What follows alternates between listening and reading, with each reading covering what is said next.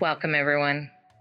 In this workshop, we are going to discuss the ancestral soul, what it is, and the different historical, spiritual, and science perspectives behind it, why we want to connect to it, exercises and rituals to bring it to the forefront, and techniques to help us build strong communication with it for the benefit of our journey in this life.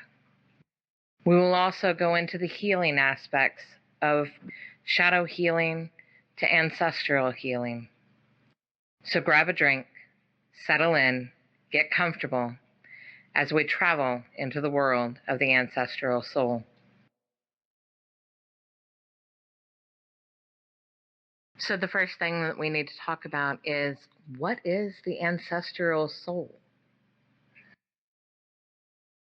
To understand this better, we need to think about and look at historical ways that we used to view the soul and how different cultures view the soul.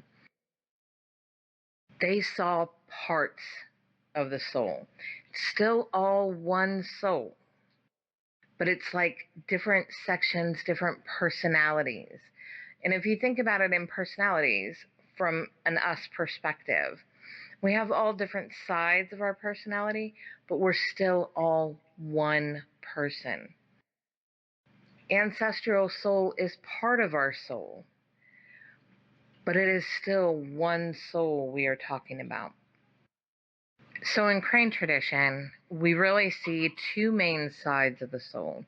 There's a self soul, and that is the one that is living in this life, that is at the forefront now, that controls the body, it controls the primary mind.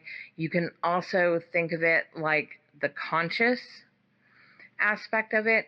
Yet when we get into conscious and subconscious and we really dive deep from a psychological perspective, it gets a little different. That's why I'm a little hesitant to use the word conscious, but it's an easy way of giving you a difference between ancestral soul and self soul. So self soul you would see more as your conscious, whereas ancestral soul you would see more as subconscious. So ancestral soul can be seen in different contexts. So some people will call it past lives. It is all the lives I have lived in the past. And essentially, that is what the ancestral soul has done. It is the part of our soul that constantly rebirths. It is the one that has life after life after life. And each life that it's living, it is building skills and more knowledge and more experiences. Even though it's the self-soul part of us that is in charge and doing those things from a very conscious perspective, when we die, all of that gets blended into the ancestral soul. And then in the rebirth, that is the part of us that is reborn again.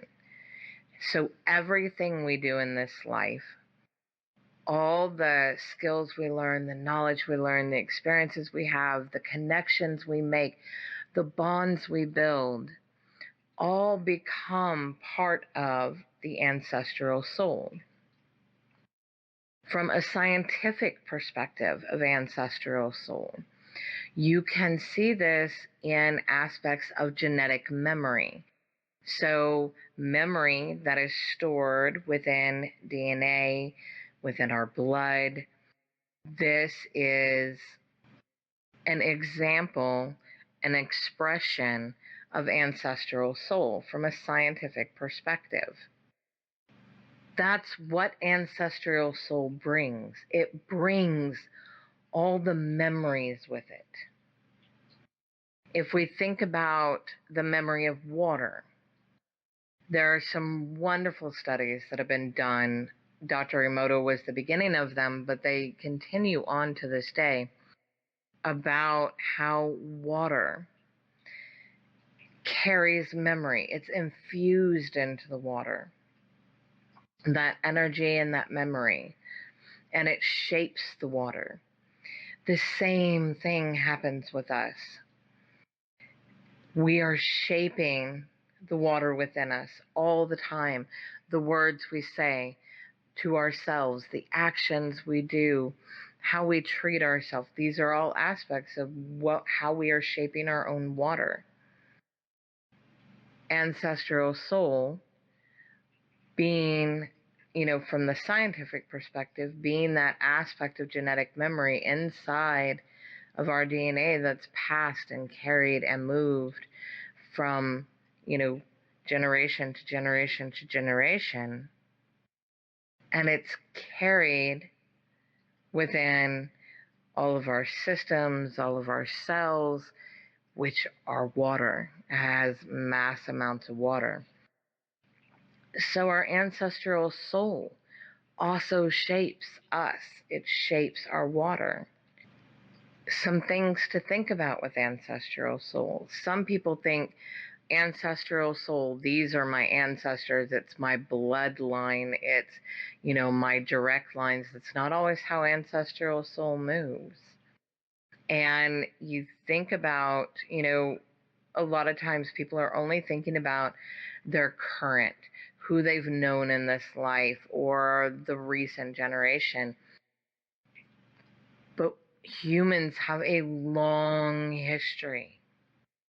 We have all kinds of blending that we have done with cultures and people and moving and exchange. And every generation gets larger and larger. We have 2 parents, 4 sets, 4 grandparents, 2 sets of grandparents, 4 grandparents. And then it just keeps getting exponential the more you go back. So you may see ancestral soul in direct bloodline. I know that I have a couple that are in my direct line. There are also ancestral soul that may be distant bloodline.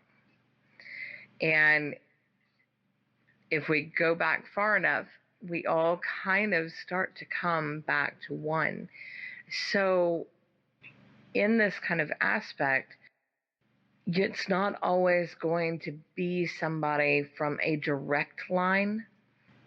When we talk ancestral soul, we're not talking just ancestors, not just blood, but we're talking about the history of our soul, the history of our soul, the one we carry within us. It is that ancestor line that we're talking about. All of the lives that our soul has lived before. And as I said, they may have connections with ancestors, but they also may be people that we never find in our lines because they're further back. Another thing to understand is you may never know a single one as like an individual and compare them down to a specific life. I think the more that we work with ancestral soul, the deeper we dive in, the more receptive we become, and the more we communicate with and bring to the forefront, the more likely we are to find ones that we can identify. They do have a name. They do have a life that we can see. They do have that connection. They show us those memories. But there are a lot of lives within your ancestral soul. And not all of them may pertain to the path of your current self-soul. I personally find the ones that come forward the strongest are ones that have connections to the path that we're walking in this life, what we're doing in this life, the skills we're building in this life, because that ancestral soul has knowledge for us. They built skills and abilities that as we connect to that ancestral soul, we're able to tap those. We're able to pull those skills that they already have and pull them to the forefront. and be able to use them effectively now in the strength that they were. It's one of the reasons why we want to tap ancestral soul. The things that we're born with, that we call natural talents, natural abilities, these things just come easy to us.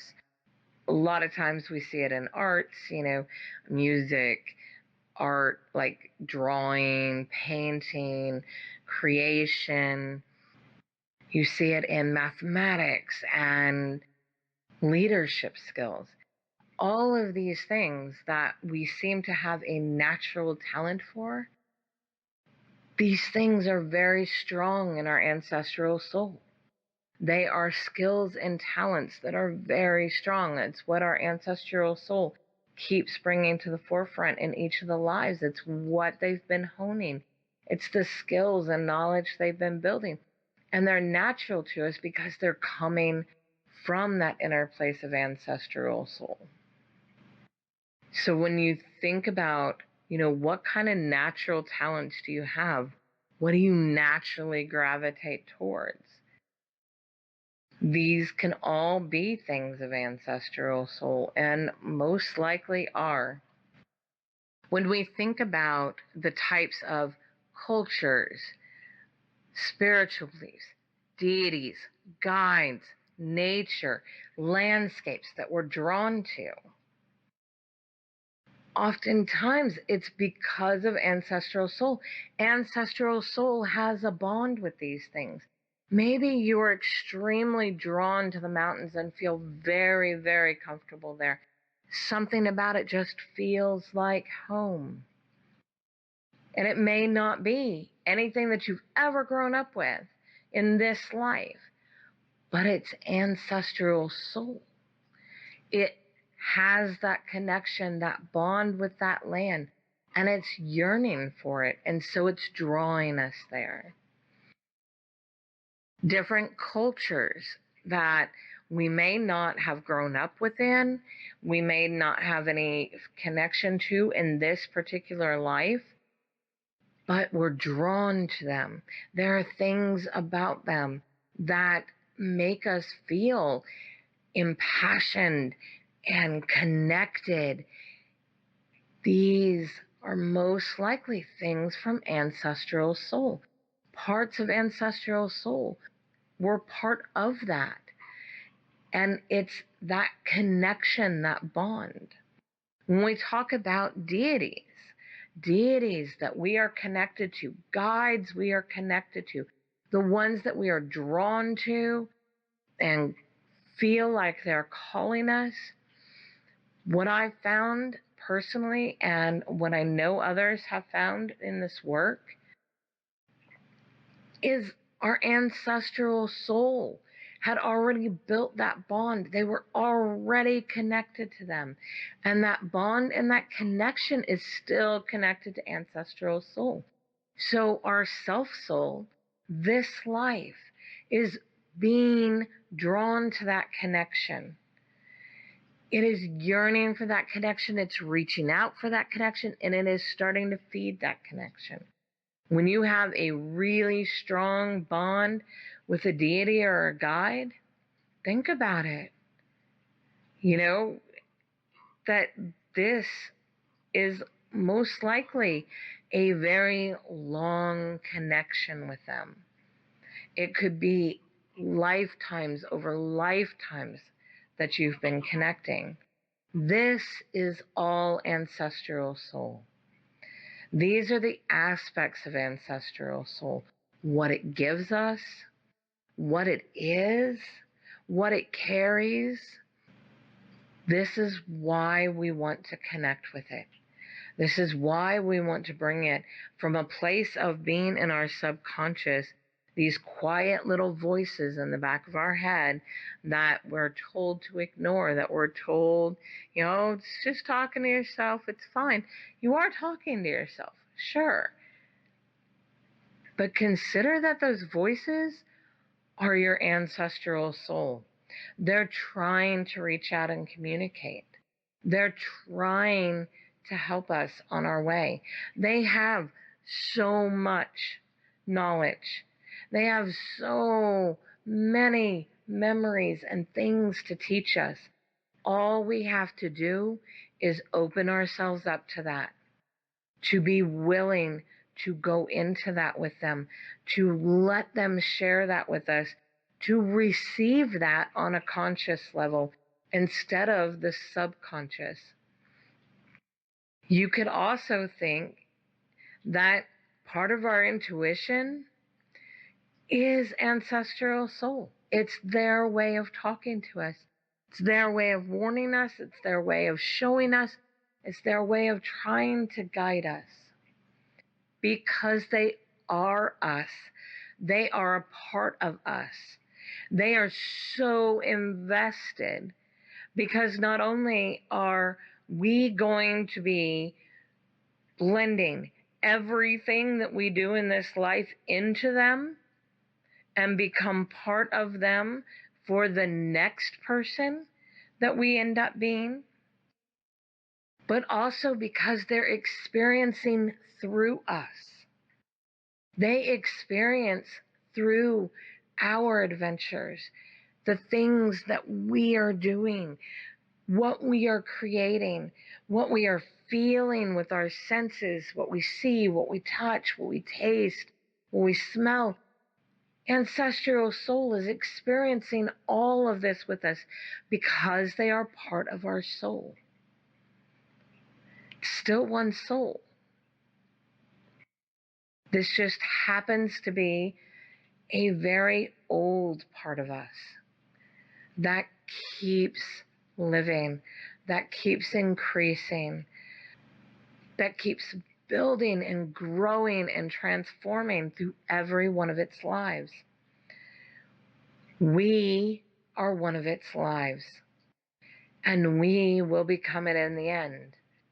If you want to talk about legacy, true legacy of this life, the true legacy that is going to carry on beyond us when we die, it is ancestral soul. It is ancestral soul because everything we do here gets blended into that soul and passed to the next person. We will live in the ancestral soul in the next person, trying to help them, guide them, give them the knowledge and the experience and the thoughts and ideas and inspirations that we built in this life, to help them on their journey, to further where they're going, to help them in their transformations. This is true legacy. So now that we have a little bit of an understanding about what ancestral soul is, how it is connected to us, what we are contributing to it, what we can gain from it, now we got to start talking about how to access it. There are a couple of techniques to start that conscious connection between you and ancestral soul, to help it come to the forefront, to be more of your conscious living versus that subtle little voice and the subtle little signs, intuition, feelings, where you can actually start to have real communication between it, to pull forth memory, to access the skills and abilities that lay within it. The first one I'm going to show you is the mala technique.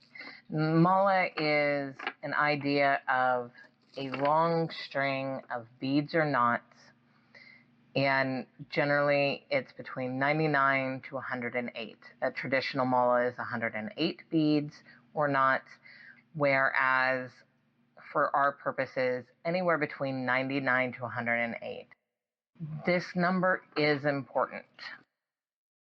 The repetition is needed in order to get yourself, get your brain, get your soul into a vibrational space in order to be able to consciously access the ancestral soul. Mala is one of the easiest, quickest, and best techniques to do this. It does require a daily practice, though. It does require taking time every day to do the mala. The reason that I say this is because often people are like, oh, I can't fit it in, I can't do this. You really can. It takes about 30 minutes or less. And honestly, if this is something you really want, we make time for the things we want. Now, if you miss a day, is it going to hurt you? No. But if you're doing it every day in the beginning, and it's not going to be every day forever, it's every day in the beginning, in order to help start moving your mind into that space where you can have conversation with Ancestral Soul, it does require dedication. What you're doing in the mala technique is you are training your body to be distracted. By moving through the beads, it is training your body to be distracted. The chant itself helps to distract the mind. It gives it something conscious to focus on in order for your soul to take control, for it to be at the forefront, for its senses, for its abilities to come forward in a conscious way. So the mala is simple. I started literally with a string and I tied 99 knots into it. This is my current mala, but it doesn't have to be fancy. You don't have to string beads. You don't have to buy anything. Just grab a string or a long piece of yarn, tie 99 knots in it, and go. I am always going to be the frugal person. I'm always going to be trying to show and teach ways to where we're not spending money and we're creating our own tools. So with this mala technique, what you're going to do, you want a quiet space. You really don't want any distractions during this. You want a quiet space where you're very comfortable. You want to sit with your mala, and you're going to say a chant for every single bead. There are many different chants that you can use for this. I have one chant that's inside the grimoire of the crane. And in this book, you'll see the chant is El Dabak. El Dabak. The chant I'm going to teach you today is going to be a little bit different, so it gives you a different option. You can use the other one, and it would look like this. El Dabak. El Dabak. El Dabak. And each time, I am moving a bead for every time I say the chant. And I will do that through the entire mala. The one I'm going to teach you today is a different one. It's Empa O Tika Hesi. Empa O Tika Hesi. It's talking about the exchange, the trust in ourself, the hope and magic within, and following our heart with courage. Because that's what we're doing when we're raising Ancestral Soul. So you want to be in a quiet space. You want to be somewhere that's comfortable. Sit comfortably where you can go through and do the mala. Close your eyes. Once you have gotten the chant down and it's memorized, then close your eyes when you do this. Focus on what you are saying.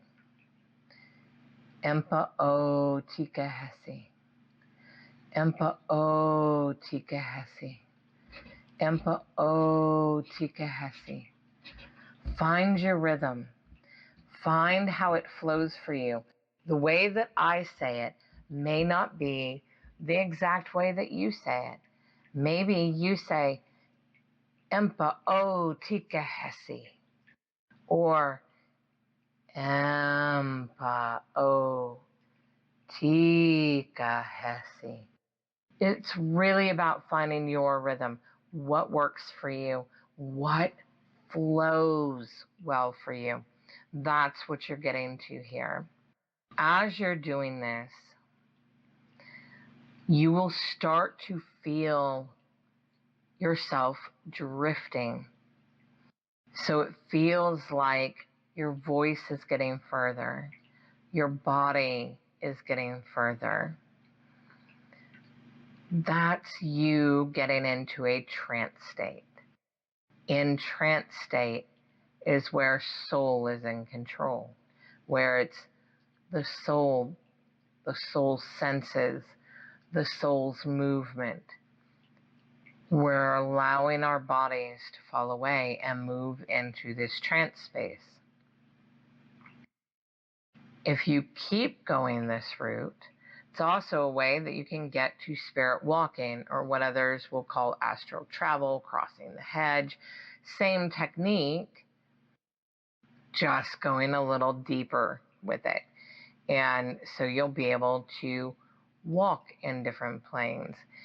And in this, you'll be able to walk back into their memories. In trance state,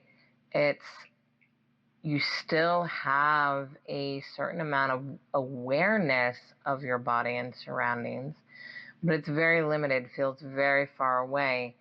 And in trance state, you're not walking, you're not moving, you're not going anywhere. Your soul isn't moving from this space. What it is doing is accessing. So it's pulling things to it, or it's accessing things within it. So you'll be able to call up memories. You'll be able to see, very much from like a picture show, a hologram kind of a room, that kind of feeling. That's the most common way it feels for people when they are in that space of trance. And so in this space, you are calling forth ancestral soul to come to the surface. You are making and holding space for it to be at the forefront, to talk to you directly, to tell you things directly, to show you memories, to show you how to use skills, how to develop them, how to hone them better, depending on where you're at. This is also a great technique for honing your clairs, your psychic senses, your soul senses. So every sense that your body holds, taste, touch, smell, hearing, sight, all of these things, your soul holds the same senses, but from a spirit aspect, from an energetic aspect, not from a physical body sense.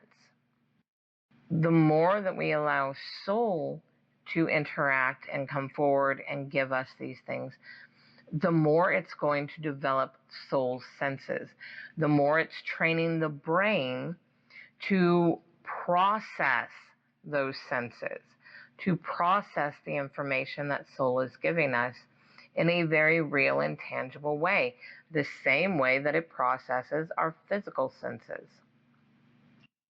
So that's mala technique. Like I said, it does require some dedication. It does require some consistency until you have trained all the different parts of you, your mind, your body, and your soul, to kind of go into this space. Over time, it will just become a natural state. It won't take you very long to get there.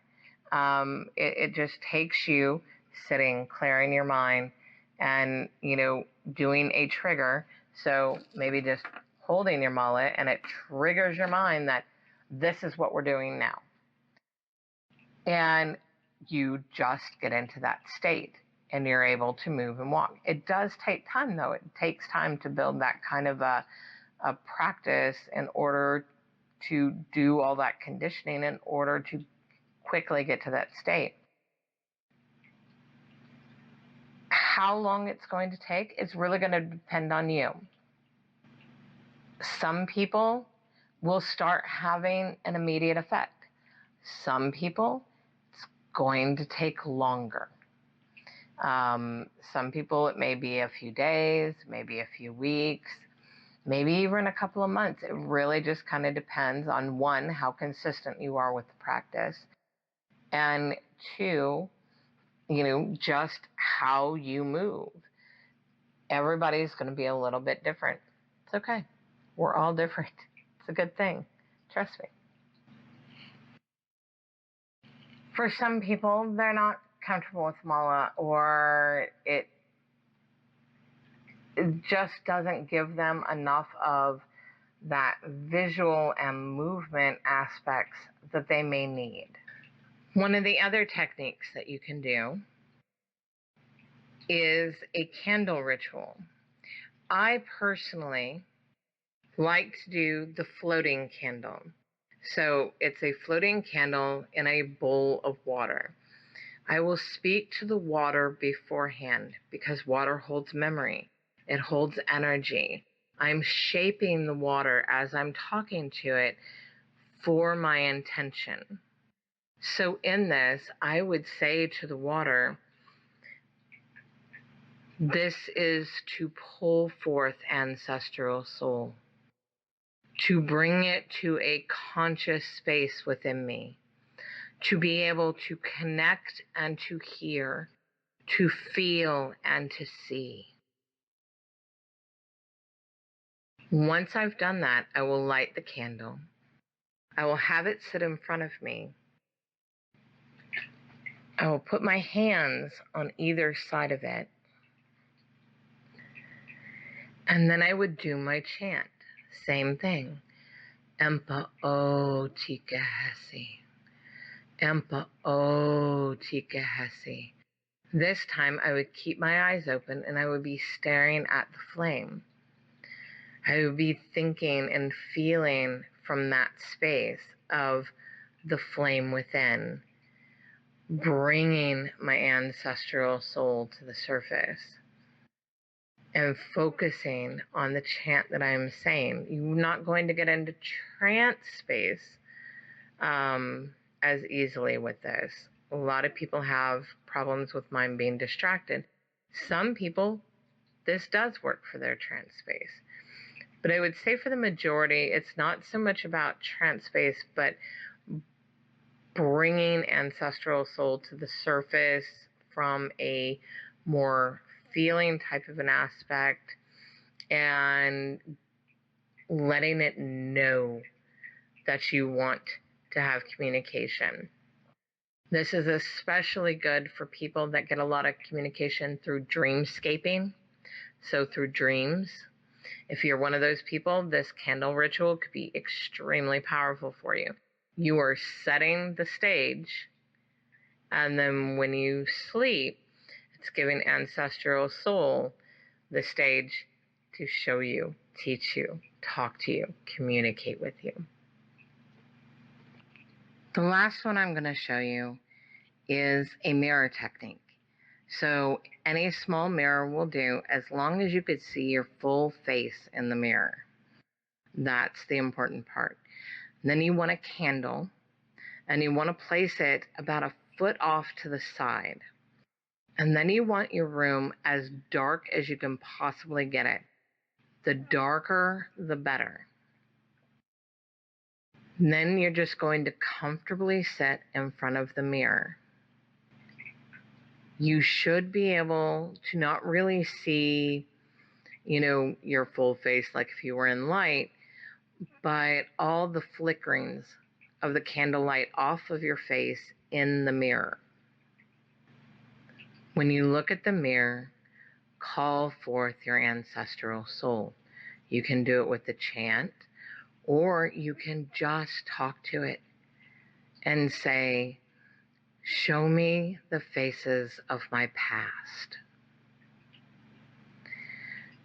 And keep saying that. Show me the faces of my past.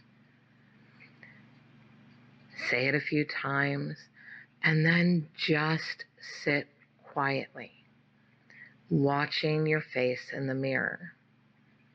Oftentimes, people have described this as seeing almost like an overlay, whether it's like a holographic overlay or just a shadowy kind of an overlay that starts changing the features of their face. And they start seeing different faces in the mirror. Eventually, if you're, practicing in this mode and it's something that's effective for you, you can start to see other images where they start to show you things, show you memories in the mirror, where they start to talk to you in memories in the mirror that you're seeing. So it's a different kind of mirror work, but it's specifically geared for Ancestral Soul. Whatever mirror that you choose for this, I really suggest just having that mirror only for this application. So whatever mirror you choose, this is just for communication with Ancestral Soul. It makes it so it doesn't get confusing, and also really sets the mirror for that space, especially if you are not used to mirror magic and using mirrors. So the next technique we're going to cover, as far as conversating with the soul, is going to be using tarot. Tarot for conversation with our soul. I am going to heavily recommend the Dreams of Gaia deck for this work. There is a specific reason why this deck, above all others, I believe is the perfect deck for communication with the soul and Ancestral Soul. It is not a standard tarot deck. It is not going to have the same major arcana that you have in other decks. It's not going to match the Rider-Waite system. So when you look at this, if you've been reading tarot for a long time, do not look at this deck as another Rider-Waite system where you can equate that the Two of Swords equates to the Two of Air in this. It does not. This is a deck specifically made for conversations with the self, to get in connection with the soul, to talk with inner soul. Instead of the Fool, it's about choice. And it's a very detailed book. It goes into all the different aspects. And I'll show you different ways to use this. It takes you, instead of the normal arcana, it takes you through the life cycle of a person: the child, the maiden, the youth, the mother, the father, the crone, the sage,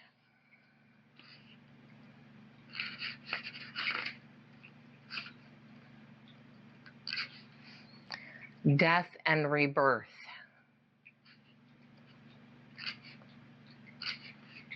knowledge, wisdom. They are two different things.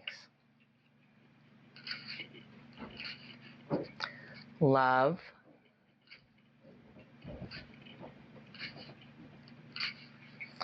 self, abundance, destiny. As you can see, it's very, very different. And the suits are not regular suits. They're based on elements. You have earth, air, fire, and water. There is heavy duality that is placed in the different suits, showing the light and the dark.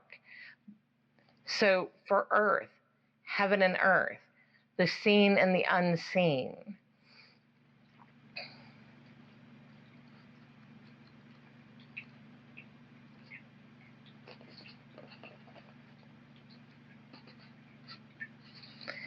Air, body and mind together.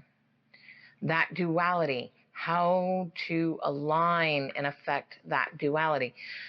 So as far as getting a tarot deck specifically for this work, specifically for communication of the self, communication with the soul, ancestral soul, and shadow work, personal shadow work and growth, this deck, you really want this deck. I have worked with a lot of different tarot decks and none of them come close to what this deck gives you for these purposes. So take that for what you will, but this is the deck I would use. So tarot for conversation, and I'm going to go through a couple of things when it comes to tarot real quick, because everybody's going to use it differently. Everybody's going to have their own way. First of all, shuffling. I know a lot of people that do their shuffling and then they'll draw all their cards off the top. I do not do this. I draw for every card. So when I shuffle, I'll just keep shuffling until a card falls out or something sticks out heavily to me, and I will pull that card, and that will be the card that I use. That's appropriate perception. I do this because I think I get much better readings this way, and when I've taught other students this technique, their readings, even a person that has been reading for a really long time, when they shuffle and draw each individual card as its own, they tend to get much clearer and more in-depth readings. Again, do it how you're comfortable, do what works for you, but just keep in mind that, you know, it's something to try. It's something to experiment with, especially if you've been doing tarot for a long time and you shuffle and draw a different way. Give it a try. Experiment with it. Experimentation is really important in everything that we do. So tarot for conversation, first of all, get a notebook. Get just a cheapy little spiral notebook or whatever. You want to keep written record of all of your readings. This is how you become a really good reader, but it's also wonderful for reflection work later. Too often, because our growth is slow and we're living through our growth, we tend to not see how far we've really come, how much we've really grown and changed. By keeping a written record and being able to go back and reflect on that is really helpful. It is really helpful in seeing just how much we've changed, just how much we've grown in our practices, in our life, in our understandings, in how we process information, how we process these aspects that come into us, perceptions, and how we are currently seeing current situations and what the cards are giving us at that time. So keep a written record. What I do is I write it all down. I write down the questions I ask. I write down if I'm using a spread or I'm creating a spread. I will write that down. I will write down every card that I get. I will write down anything that I get from that. So tarot for conversation. First of all, you want to ask a question. So I'm just going to ask my ancestral soul, What do I need to know right at this moment? What needs to be said? What do I need to know? What do you need to say to me?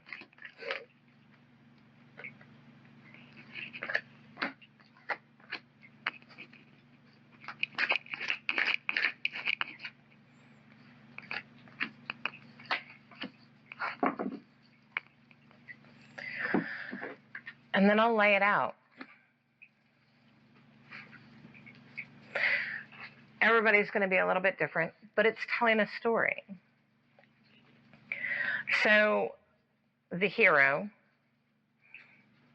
and this could be a lot of different things, but in this moment, it's the one that's leading. The one that's leading, you need to organize. You need to really align. Remove any conflicts within the mind. Remove any conflicts that are standing in your way. Feel the fire of yourself. That phoenix fire within you, that creator within you, that movement within you, the drive, the passion, and feel it in all of your emotions. Underlying all of that is new growth. It's a new beginning. It's something new. We're growing something new. That's kind of the undercurrent. I read the bottom card as kind of that undercurrent message. So with this, as I'm sharing these things, as I'm taking that role, make sure that I'm really aligned. Make sure that my information is really aligned, that people can receive it using what I know, what I've learned, what's been given to me. My conflict, if anybody is curious, my conflict is this is not my strong suit. As far as being very public, being very out there, I do have nerves. Anytime I do a video, anytime I do any type of teaching from a large perspective, and online is one of those. You know, it's different when I'm right in front of people and we're interacting together. It's even different in my Death Emissary course because we're constantly interacting and having discussions in real time, back and forth voice. But when I'm just putting something large out there, it's nervous, you know. It's a nervous thing. And it's telling me, be in that fire. You know this. This is all work that I've been doing for years and years and years, and I've been teaching it for years and guiding others through it. Just flow with the passion, flow with the emotion, because I am passionate about these subjects. These are things that have tremendously changed my life in every way. They've changed me in incredible and positive ways, and that's why I want to share them. That's why I put them out there. So again, it's saying do it. Be all in that emotion. Stop overthinking. Stop overanalyzing. Just be. This is my message. This is what my ancestral soul is telling me right now. You can do this technique with all kinds of things. So tell me a story. Ask your ancestral soul to tell you a story about it.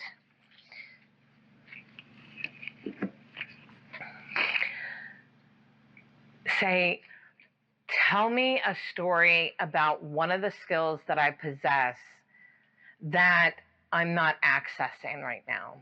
Or tell me about your life. Tell me a story from your life. This is a great way to start pulling those memories and those skills forward. You could draw 4 to 6 cards and literally read it like a story. Or you can draw 1 card. What is it that I'm not seeing right now? What skill do I need right now? What aspect of myself do I need to focus on right now? What soul sense do I need to develop right now? Where should my focus be? These are all things. Any question that you have, you can be asking Ancestral Soul, and it's going to talk to you. It's a part of you. You want something that is completely invested in you? This is Ancestral Soul, because it is you. You are it. You are feeding it, and it wants to feed you.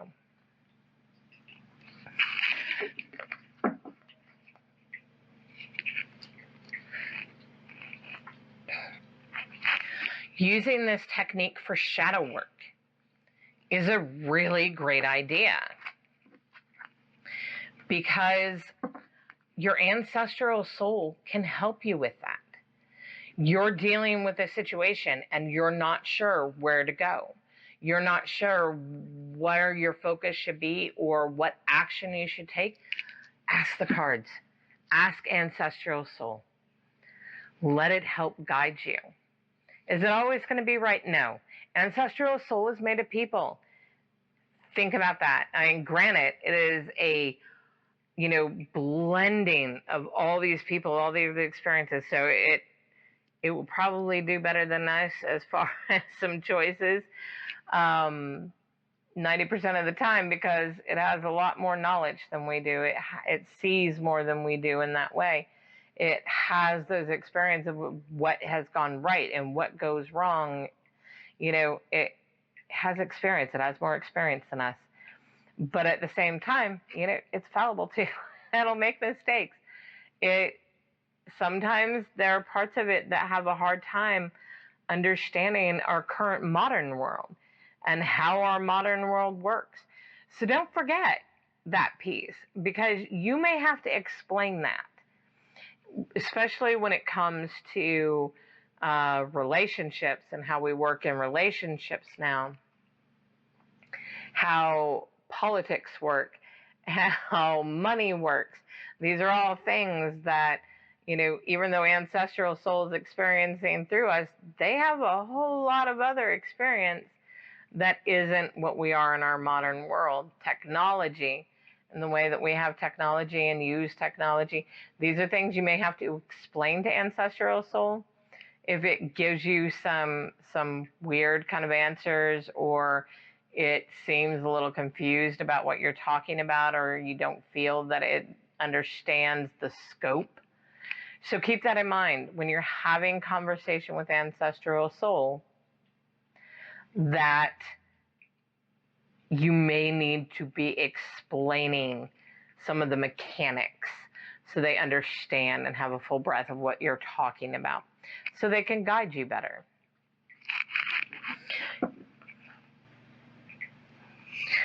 So using tarot for shadow work and asking for Ancestral Soul to help you in that.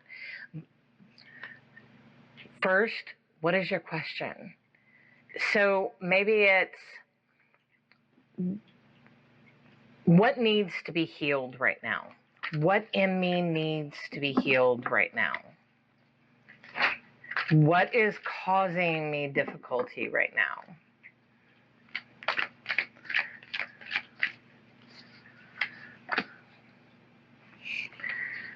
The Sage. Having confidence in my voice for me, it's from a public perspective, telling my stories, sharing my personal experiences. But maybe I want to be more clear. Maybe this is something that I'm like, really, Sage? Okay, what about Sage? What aspect of Sage?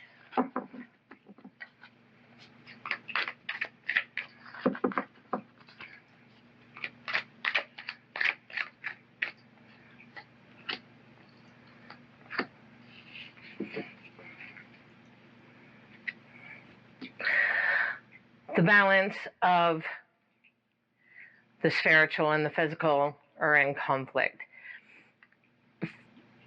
So I'm not going to go into a whole bunch of detail about this, but this is really, I'm working with a new spirit that is very physical world, where the majority of my work is very spirit, unseen, other world, with the dead, these types of, aspects, the unseen. I work more with the unseen than the physical. I am shifting into a place of doing more focus on physical world aspects with this current spirit. And there's some conflicts there. Maybe I want to say, why am I having the conflict? Where is the conflict stemming from? I know that it's a thing with voice and telling the story. I know the spirit we're talking about, the conflict,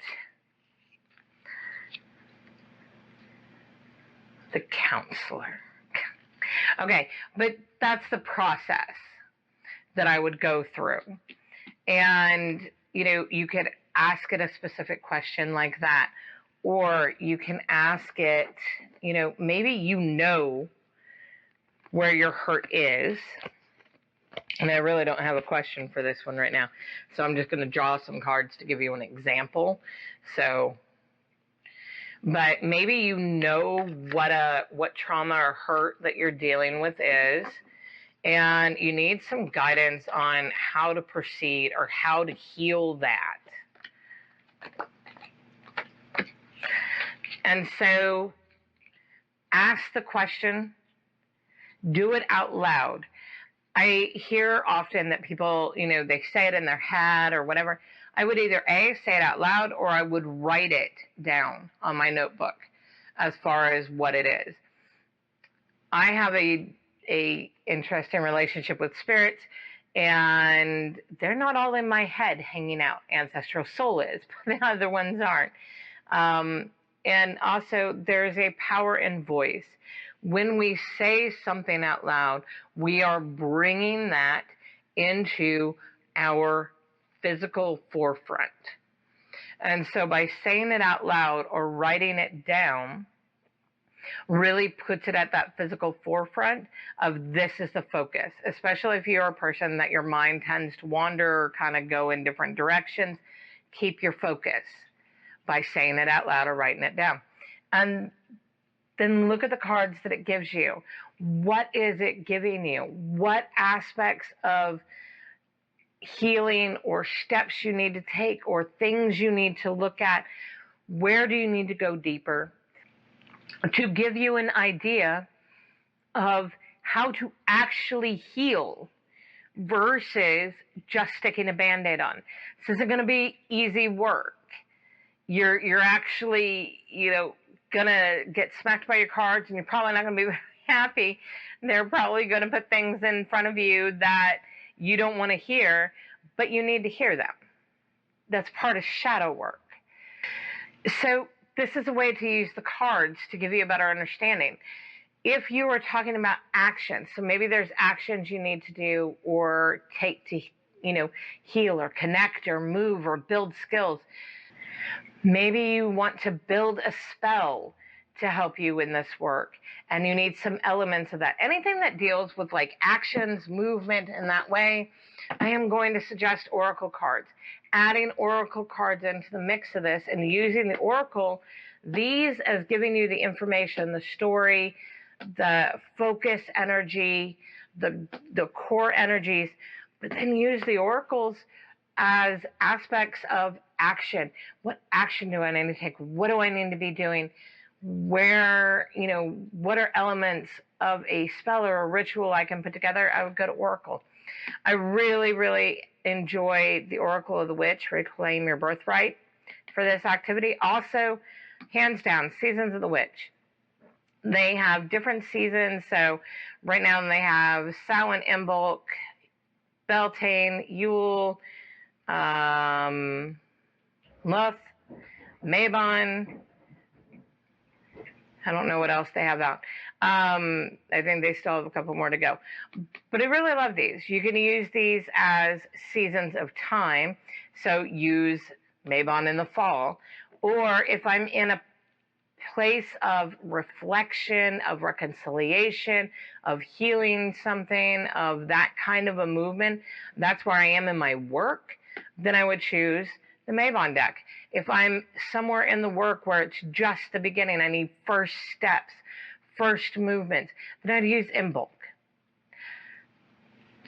So just another way, another tool that you can incorporate in and move into that if you want to. Really, all you need is the tarot. But I enjoy the oracle as a different kind of perspective, but really centered around action, movement kind of things. Whereas this is going deep. This is giving me story. It's giving me focuses. It's telling me where I need to heal, what I need to heal. This is part of shadow work. Another aspect when we talk ancestral soul and shadow work is just like we carry skills and abilities from ancestral soul, we also carry pain. We carry damage. We carry hurts that need to be healed. Do you have a fear of something that has no basis in your physical life, this current life? There is absolutely no reason why you have this fear. Yet you still have this deep-seated fear, and this fear causes you to not move in certain ways, to not do certain things, to avoid certain things. There is a high chance that that fear isn't yours from this life, it's ancestral souls. When we talk about ancestral healing, the only real ancestral healing that I believe we can do is from an ancestral soul level. If there is damage in the ancestral soul, if there is trauma in the ancestral soul, we can heal that because it is a part of us. We can heal that, thus breaking that cycle of carrying it forward into the next life. So when we talk about ancestral healing, this is the ancestral healing I think about. It's where I'm focused at. And I have these things. I have a couple of fears that are absolutely not mine. There's no reason why I have them. There's no experience in this lifetime that has contributed to them. But they were ancestral souls. And so I had to gradually work and work and work to heal that aspect of me, to understand it, to know where it was coming from, to understand the memories that were associated with it, and to be able to shift, alter that perception, those feelings, those emotions, looking at it objectively and healing that within myself. I have worked with people that have been doing this work as well. I have one person, super high anxiety, and has had it for a really long time. And granted, there were things in her physical life that she could have kind of attributed it to, but it really wasn't from any of those things, and it was before those things. When she started doing work with Ancestral Soul, she found where the damage was. She was able to recall and bring forth those memories and understand the root of them. And as she shifts and heals that, her anxiety has constantly been decreasing through the process. So she's healing that aspect of her ancestral soul, and through that, she is releasing and not having anymore the physical anxiety and panic attacks that she was having before, because they weren't part of this life. They were part of ancestral soul. So when we're doing shadow work, be keeping that in your mind too, that not all your shadows are from this life. Some are going to be from ancestral soul, and healing that aspect, healing ancestral soul, is how you break the cycle so you do not carry it forward again into the next life. So these are some ways to use tarot for conversation, to use tarot for shadow work, to reveal things to us, to give us focus, to reveal things that are hidden to us or that we're not seeing, to get stories from them, to understand all the different parts of our ancestral soul, especially the ones that are, really at the forefront, because our lives and what path we're walking in this life, they have knowledge, skills, abilities, memories, all these things to share with us. All these things that they can help us bring forward and that we can access. It's not just knowing that, oh, we have this skill. That skill's there. It's in us. We already have it. All we need to do is figure out how to access that skill and bring it forward. We may need to do a little bit of honing, tweaking, developing, depends on the skill and, difference in place, time. Like I said, society's changed. There may be some changes to it or some development we need to do to make it more modernized to fit where we are here. But it's all there. We can access all these things and we can use them in this life to help us move in this life, to help us on our own personal journey and what we're passionate about and what we want to do, create, move. All of this Ancestral Soul can help us with. They can help us get further, faster, and coming from a place of deep wisdom that they carry. The beautiful thing about Ancestral Soul is that it's a part of you. You don't have to worry about protection. You don't have to worry about, are they trying to trick me and all this other stuff that we see in our community when people are talking about working with spirits, working with guides, working with deities. Ancestral Soul is you. It's all the lives that you've lived. It is what you are contributing to now, and everything in your life will be added to it, and you will be reborn again.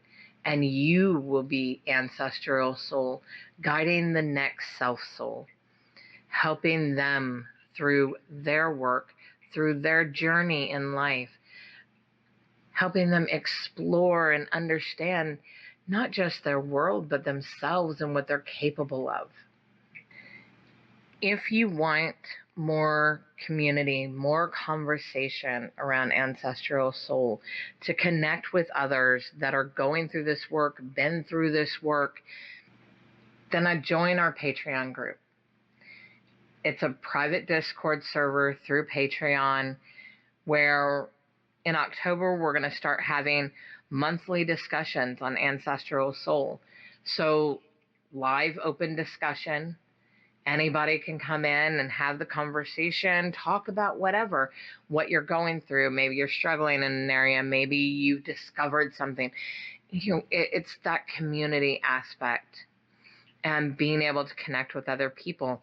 You can also use the server itself. There are places where you can interact with other people going through the same things you are, trying things out, experimenting, and you can experiment together. There's also going to be additional information, tools, and resources that is constantly added to that server. They're going to be geared towards Ancestral Soul, but also spiritual and magical practice in general. Starting in September, we're going to start having monthly workshops there, dealing in, various topics and skills related to spirituality and magical practice. You may just want to keep doing this on your own and be solitary, and that's fine too. There are all kinds of ways that we connect with each other, we share together. It doesn't have to be in one kind of specific community. It doesn't even have to be in community. But it's an opportunity if you want it. It's there. If you want community, it's there. If you want to have more conversation with other people, what are they trying? What are they doing? What can we experiment with to see what the results are? Having a community is really great for that reason. So I hope this gave you a really good understanding about Ancestral Soul,